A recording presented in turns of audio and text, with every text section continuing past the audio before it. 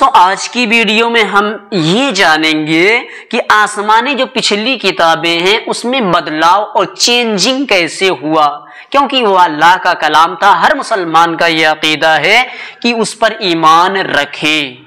लेकिन आज के जो दौर की आसमानी किताबें हैं कुरान के अलावा, उन पर हम और आपका ईमान और अकीदा है, लेकिन उसमें बदलाव हो गए हैं।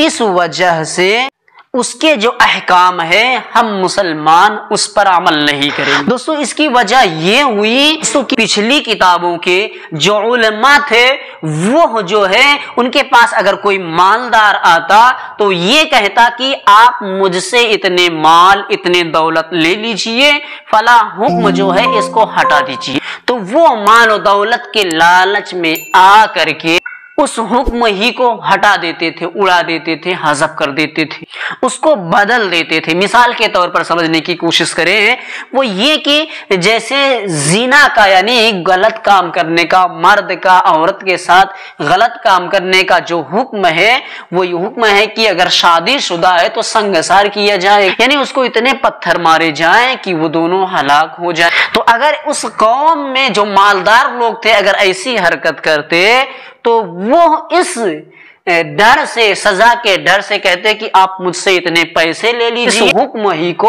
आप उड़ा दीजिए, हटा दीजिए, चेंज कर दीजिए। ऐसे अगर कोई चोरी करता तो जब कोई चोरी करता तो चोरी का हुक्म ये है कि हाथ को काट दिया। तकलीफ से बचने के लिए जो मालदार लोग थे इस वजह से उसके कहते थे कि आप मुझसे इतने पैसे ले लीजिए, इस हुक्म ही को आप हटा दीजिए। तो जो उलमा थे उस दौर के, तौरेत के, इंजील के, जबूर के, तो ये पिछली किताबों में तहरीफ इसी वजह से हुई कि उस दौर के उलमा ने लालच की वजह से पैसे लिए, और जब पैसे ले लिए तो उस हुक्म को हटाना पड़ा।